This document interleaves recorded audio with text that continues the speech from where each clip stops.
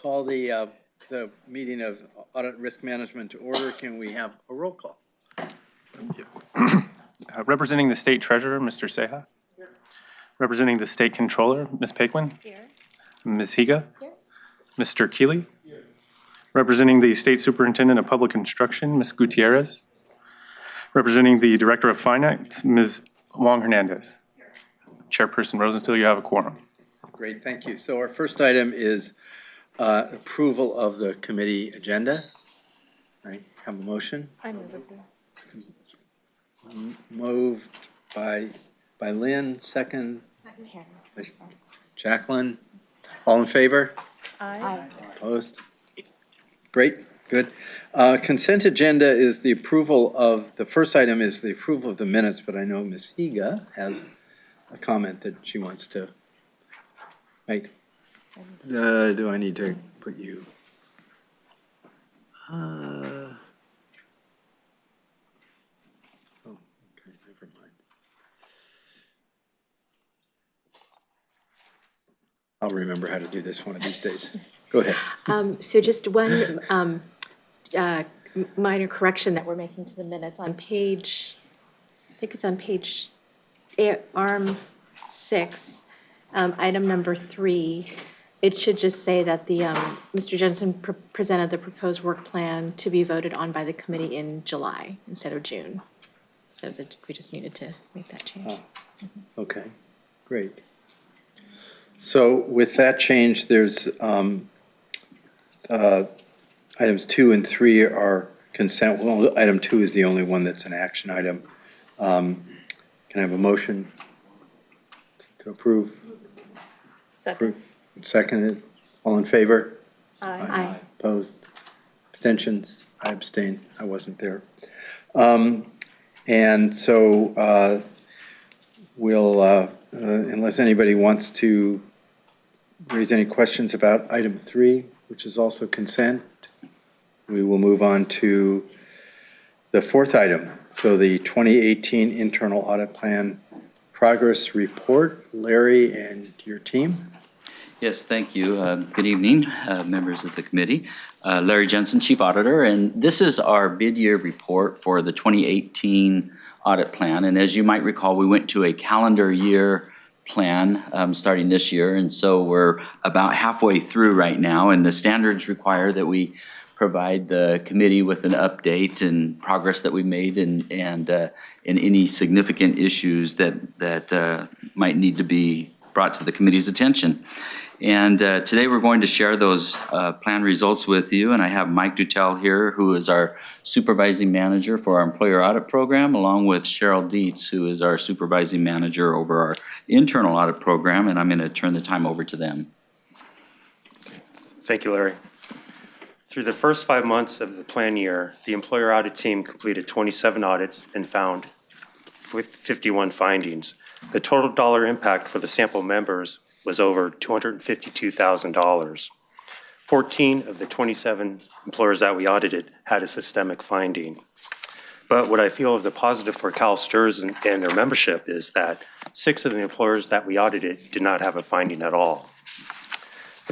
The percentages of the different types of findings found have remained fairly consistent over the last few years. ARM 22 through 24 contain a detailed listing of the findings found for each employer that we audited.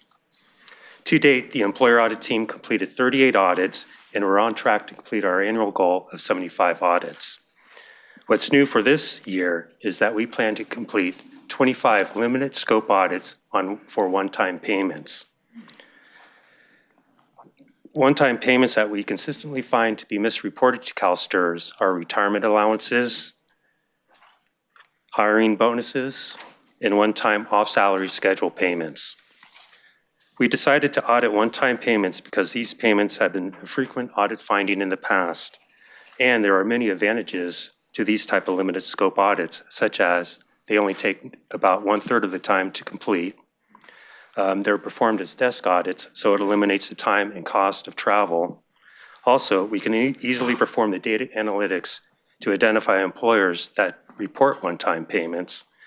And we also only audit the last payroll that was reported in the last current school year. So in doing so, there's a better chance to catch the reporting error before the member retires or shortly after a member retires. Currently, we have 7 limited scope audits underway and found that all 7 employers misreported the one-time payment. Before you move on a second there, Mike, I want to this is a really important part of our audit program here. And as you heard, it was 25 of these audits that we're doing this year, and it's really significant because it allows us to laser focus right in on these reporting errors. And it's really designed not to kind of, in a gotcha kind of a mode, but it's because it focuses on active members that we're looking at, and we're looking at current year data. And so this is really a prevention process, right? That prevents errors that might be occurring in a retirement calculation. And because we're looking at current year data and active members, and it generally applies to a larger population than the 25 that we're looking at, but if there is a handful of people who retire, of our members that retire, we're looking at just a short time frame, so that any overpayment that is included in their retirement benefit, we're going to avoid those large accumulations where all of a sudden a problem is found and a member potentially owes a great deal of money back to the system, and we're trying to, avoid those situations for our members. And so these are really, really positive and really cost-effective for us to do. And I think that, as we continue to expand our data analytics and the use of it into other areas, such as beyond one-time payments, we'll start looking at sick leave, and we'll also start looking at other creditable compensation issues. But I think that so far we've had really good success with them, and Mike described some of the benefits of those. And it doesn't really focus on the dollars of the reporting errors because it is active members, and so it may or may not impact their retirement benefit. But the number of members that are when we identify these errors, that are corrected immediately and potentially avoid any problems going forward. And so I think it's a really great step for us. Yes, thank you. For the status of audit findings, the business area was able to resolve 65% of the outstanding findings. So as of May 31st, 40 findings remain open, of which 19 are from the prior year. And lastly, from July 2017 through May 2018, we received appeals for 7 audits. The appeal rate has pretty much remained consistent between 10 and 13% over the last 3 years. I would be happy to answer any questions the committee may have. Thank you. Sharon. I just had a question about the sick. I was reading through the first section of the report, and I thought it was interesting. I guess I was surprised to see that unused sick leave and excess sick leave was 33, was found in 33% of the audits. That just seemed striking to me that it was that prevalent. Right. Can you comment? 1/3 of our audits have an unused sick leave finding, and I'd say a good half of those are for the excess sick leave, where districts report the excess as basic sick leave. I see. Yeah. Because I kind of vaguely remember this, that excess sick leave is different than Right. the accumulated sick leave. I get like 10 days a year kind of thing, right? Right, That translates into service credit once I retire if I don't use it. Right, and there's no impact to the member's account for excess sick leave. Right. The employer just has to pay the present value of the excess sick leave. Okay. So if a member earns more than 12 sick days in a year, they have to pay the present value for that. Okay. And they have to use basic before excess, so if there's Right. any left over, it's always going to be excess, and that's not always the case that we find. So they're misreporting, are they misreporting things that should be unused sick leave into excess or excess into unused? Yeah, or- there's a couple things. One, they're not reporting at all, Right. or they're in the accumulation and usage of sick leave. You have to use basic before excess, and some districts are using excess first instead of basic. Got it. So when there's an audit finding, we just go back to the district and say, here's what you're. Yeah. this is what Yeah, you're and not then it's, doing yeah, correctly. they have to pay the present value of that, right? It Got it. doesn't impact the member. Okay, that's interesting. Thank Member you. still gets the credit for their sick leave. Right. Good, go ahead, Cheryl. Lynn? Thank you. Just to follow up along the lines of Sharon's question, so are the audit findings this year, the number of findings, are they in line with prior years, or are you seeing an increase? They are in line with last year's for, I thought 6 audits with no findings. I thought that was kind of high. Actually, that's 22%. So I looked for the last 3 years, the average was 16% of no findings. So there was an increase, but really not that much. But as for the different finding types, they're fairly consistent. I imagine that's going to change now that we're doing limited scope audits for one-time payments. We're going to see an increase of those and a decrease of others because we aren't looking at the other type of compensation or retired annuitant, things like that. And how much more efficient are you when you do the limited scope? I mean, not that you're inefficient with the full audits, but I'm assuming that it takes much less time to do a limited scope. Is that correct? Yeah, the limited scope audit takes approximately 125 hours to do, as opposed to a full scope audit. We budget for 355 hours. We just don't pick agencies to audit. We do data analytics and risk assessment. So for the agencies that we looked at for one-time payments, we look for those agencies for that. But we don't want to just look at that, and they may have other areas where they're misreporting. So we just look at agencies that report one-time payments that may be assessed as low risk. So we're starting with those. So it's really efficient. And since we're well into 7 audits, and all 7 audits misreported the one-time payments. So it's about, yeah, I'm sorry, Mike. It's about a third of the time, right? And there's no travel cost at all. And so it's less cost for us to do it. When we're able to dial right in on the issue and have the district make the corrections and they're resolved quicker. What we are seeing though, not only a change, really no change in the types of findings, but what we are seeing is an increase in the systemic findings. And so when we are finding them either through the limited scope audits or through our full scope audits, we are seeing more systemic types of issues, audits with systemic findings that are more pervasive than just kind of one-off kind of mistakes. And so, so we are seeing an increase in that.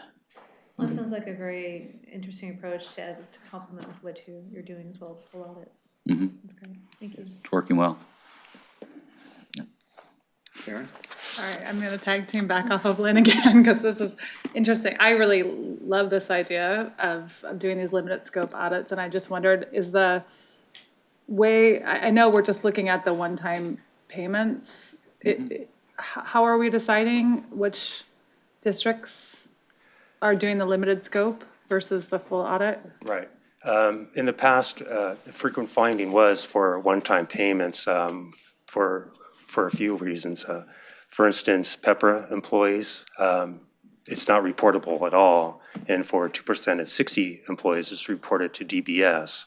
A lot of agencies are reporting for everybody to DB, or they're reporting to DBS, but also for the PEPRA employees.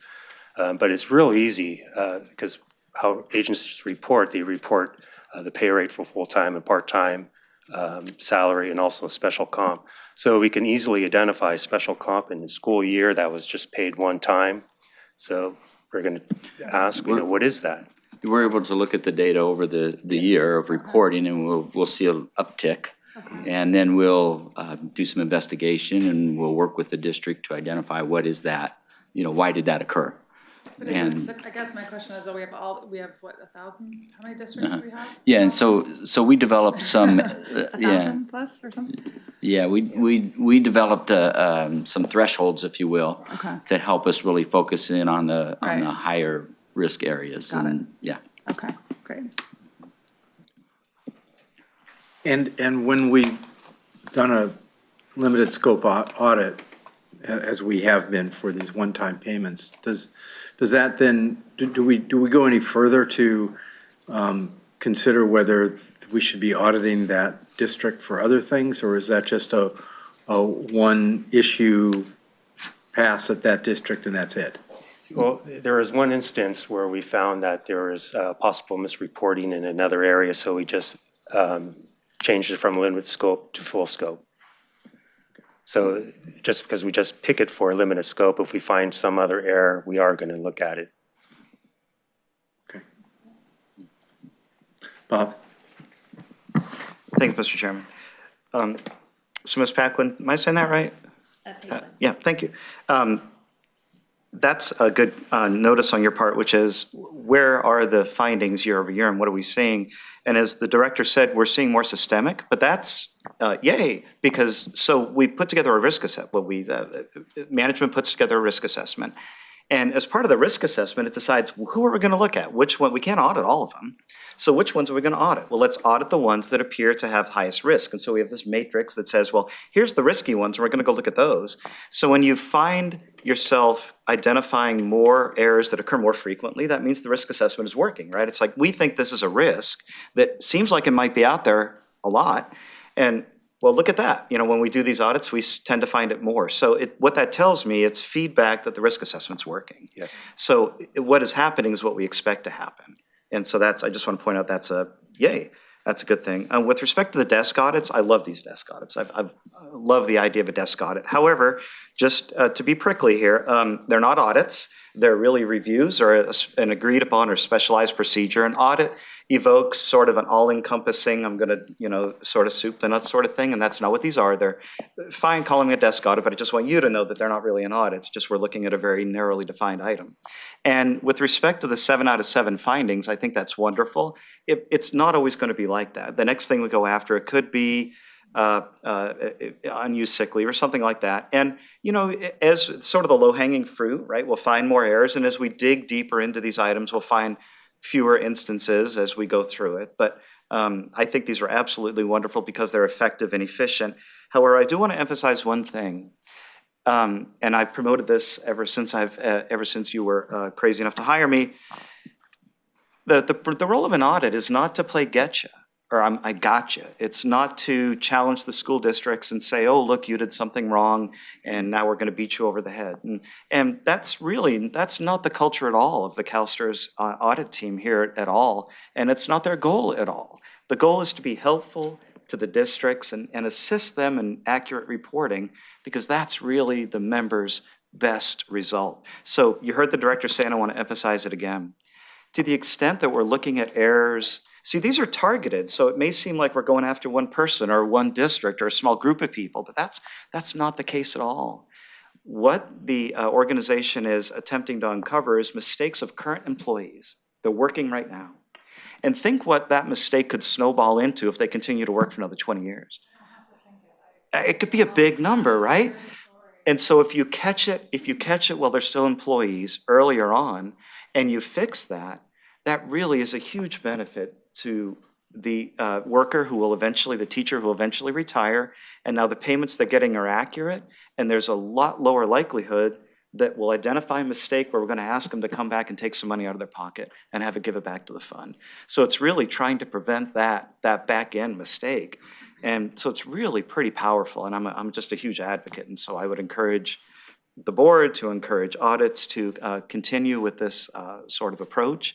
It appears to be very fruitful. I think it's guided in the right spirit, which is let's identify something early and help you to fix it. It's not in the approach we're going to try to got you, although you could see how it could be seen like that, right? Agree with me on this. It's like, oh, you're looking in the record to see if someone deliberately did something wrong, as opposed to an audit that sort of says, let me look at everything and see if I find something. So do you see how it could be seen that way? But that's not the intent at all. You need to turn it around and see it through the other lens of, we're honestly trying to help you report the right numbers, because if I can fix that mistake today, it's a whole lot less costly to you than it will be to try to fix that in the future. So I'm just a huge fan of these. Thank you, Mr. Chair. Yeah, one more brief comment on that too is you may have heard it earlier in our business plan presentation with regards to the systemic audits. When we identify those, we work with the program area, and they then reach out and provide specific training to the districts on those areas. And so it's not we're reinforcing, in other words, through training and so that it prevents errors again going forward, and then that helps to resolve other problems when they have questions as well. Yeah.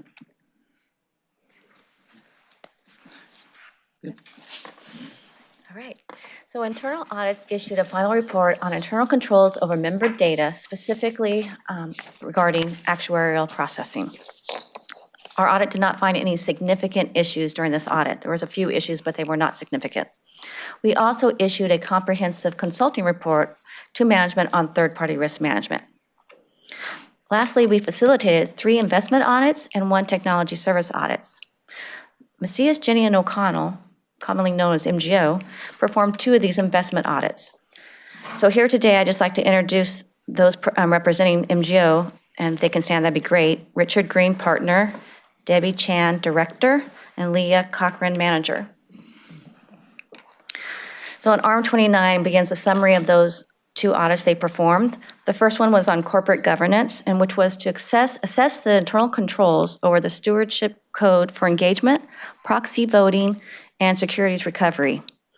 MGO identified 4 issues, but the most significant probably centered around increased monitoring over service providers. However, I wanted to make a note that MGO did not identify any errors, inaccuracies, or compliance issues as a result of their testing. MGO also performed an audit of the inflation-sensitive investment activities, where they identified 1 minor issue related to retention of documentation and formalizing 1 procedure. MGO representatives that I just introduced are available if you have any questions on these 2 audits. No? Okay. No? Okay. So also here today is Jeff Spivak, who's the principal from Grant Thornton, if you can stand. So Grant Thornton performed a comprehensive audit on investments security lending program, which is summarized at ARM 32. I'm pleased to announce that Grant Thornton did not identify any issues, that based on their testing, controls were properly designed and working effectively. Grant Thornton did provide us with management with 2 recommendations just to better enhance the program. That's not a finding at all, just based on their best practices within the industry. So if you have any questions, Jeff Spivak could answer those. No? All right. So lastly, KPMG completed an information security assessment, which was presented to the board in the May closed session by the information security officer. So finally, I'm happy to inform you that management resolved almost 50% of the 84 outstanding findings. So in the past, we reported the details of all outstanding findings, but with this report, we summarized the status of all findings, but we provided the detail on those that remain in progress that were rated as high significance, which begins on ARM 42. So what I wanted to mention was, since this report, management has either resolved the findings and is awaiting our validation that those were resolved, or they plan to resolve those by the end of the year. So I'm happy to answer any questions you may have. Cheryl, could you say that again, that all the things that are not resolved, as of the date of this report, have now been resolved, or you're sure they will be resolved by the end of the year? Right, so they haven't, either been, they were reported as resolved, but we have not validated that yet, or their plans on their corrective action is that they will be resolved by the end of the calendar year. So all of these like 7 or 8 pages Yes. of. The ones that are on page 42, ARM 42, right? So I think there was only a couple pages. Oh, you mean all the ones that are in Details, red? the detail. Yes, the red ones, The red ones? rated high, remaining in progress. Yes, excuse me. Okay, the red ones are Yes. either been We're actually really pleased with the progress on this because, I mean, the real benefit of the audit isn't realized until management takes that action and implements those recommendations. And we see that significant progress is made in those areas that are of highest concern that we outlined here. Either they've been resolved or will be resolved by the end of the calendar year. And so we think that that's, it's positive change and strengthens our internal controls. Great. That concludes our report, unless Okay. you have any other questions. Yes, Matt. Hi, thank you for your presentation. I just had a quick question. Larry, you had mentioned that it's an improvement over past years. And so my question was, historically, you said that there are 20 audit findings that are over 1 year old. So can you speak historically as to what that might have been in the past? Ooh. You know, I'm sorry, I really don't have that information right now. I can get back to you on that. But typically what happens is, this is as our mid-year report. We don't show the trending, but we will in our year-end report. Okay. And so if we look at our year-end report that's available online, that was in February, it was of this year, February 2017, it will have a 5-year trend of those that were outstanding, and so we could look at that, or I can forward that to you. Okay, I appreciate it. Thank you. Thank you much. Great. Okay. Let's see, time check. We have about 12, 13 minutes. Do you think we can try to do compliance? Okay, good. Dina?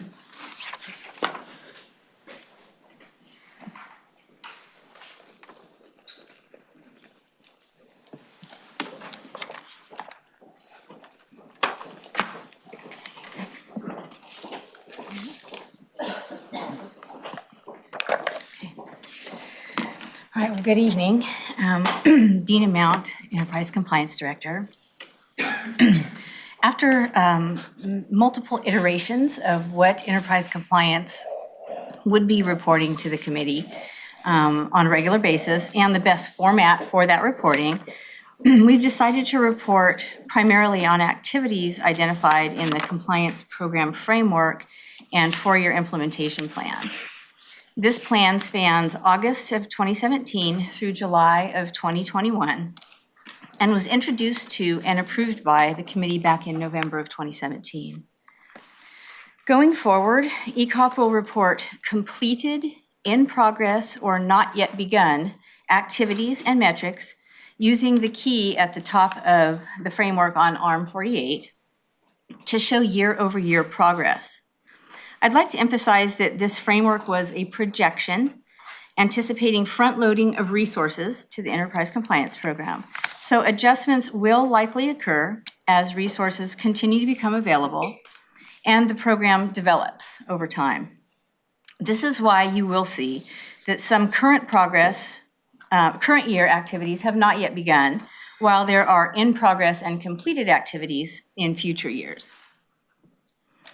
Also, as we work closely with business areas in Phase 2, emerging issues not previously anticipated may influence or redirect compliance activities going forward. The framework itself is fairly busy. It details compliance program activities across 8 categories and spanning all 4 years. So to focus primarily on year 1 for this report, we completed 10 of the 14 projected key metrics shown in the framework, as indicated by the check mark that corresponds to completed on the legend. And purposely, 6 of the activities projected for year 1 specifically tie to the compliance risk assessment process, which evaluates whether individual business units are able to mitigate potential risk based on their internal controls or are at risk for noncompliance. This ongoing evaluation is the cornerstone of the enterprise compliance purpose and function. To further address and respond to the committee's question of what are we complying with, ECOP identified a point-in-time universe of laws based on reference to existing policies within CalSTRS that currently govern our day-to-day operations. This exercise supports the overall effort to ensure that policies exist when needed, are updated regularly, and that business areas are adjusting operations as needed to ensure compliance when regulatory changes occur. We also evaluated the 2018-19 business plan for additional opportunities to assist business areas in ensuring compliance while they work to achieve their goals and objectives. We identified 5 key activities where the term policy, requirement, compliance, or regulatory was included in the language. And ECOP will offer our assistance to those business areas over the next year.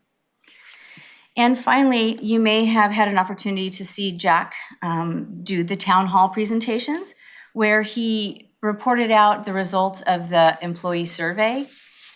3 of those questions in the employee survey were specific to ethics and compliance.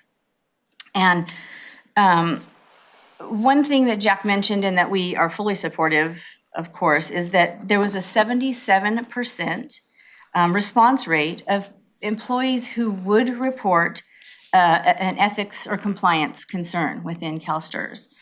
And while 77% may seem like a good percentage, we feel that 100% of employees here at CalSTRS should feel compelled and comfortable reporting any ethics or compliance issues. And this definitely gives us an opportunity for improvement and for us to more effectively socialize the compliance message throughout CalSTRS, and this will again be a focus going forward for the next year. And I'm happy to take your questions.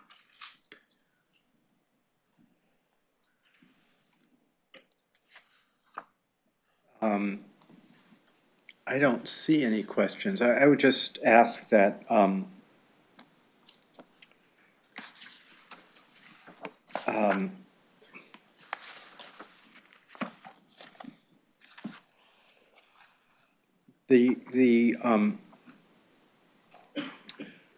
the review of the business units and the documentation is my understanding is that incorporated in this is an evaluation of not just the existence of policies and procedures, but an evaluation of their effectiveness. Is that right? Not necessarily their effectiveness, but their ability to mitigate risk and to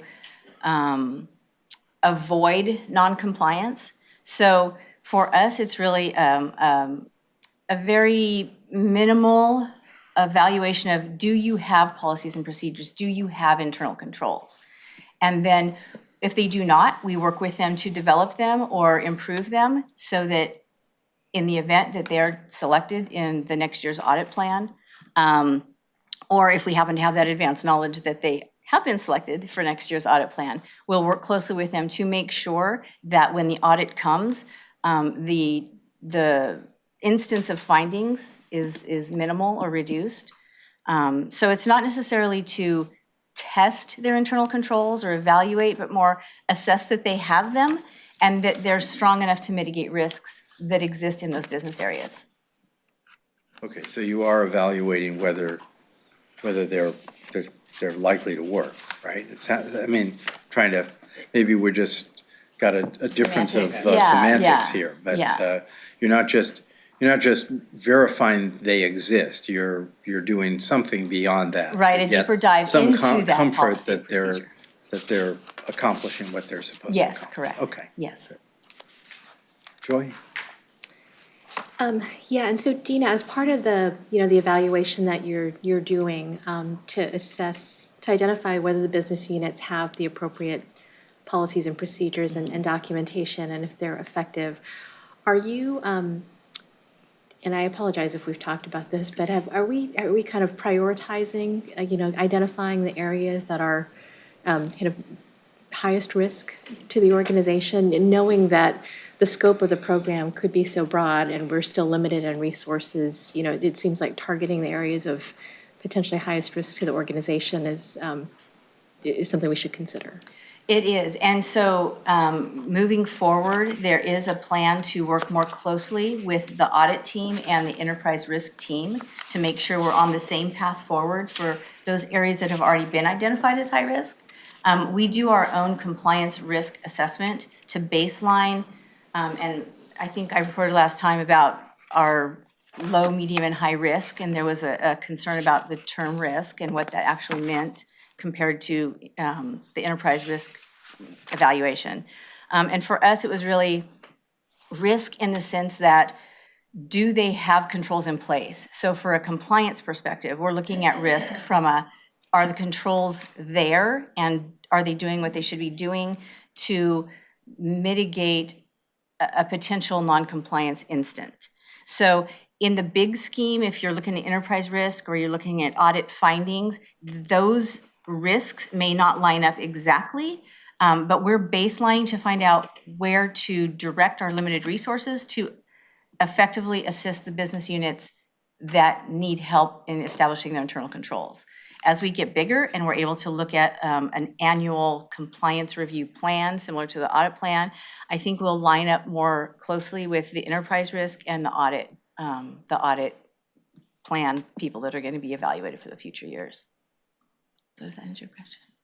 I think so. I mean, I think it sounds like we're starting to figure out how we use some different indicators to sort of assess enterprise risk and prioritize from there. Yes. Okay, well, I don't see any other questions, so thank you very much, Dina. Thank you. So let's adjourn for the day, and we'll come back.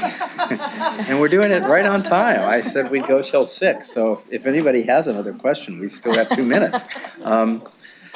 So we'll 8:30 tomorrow, and we look forward to come ready to be educated. So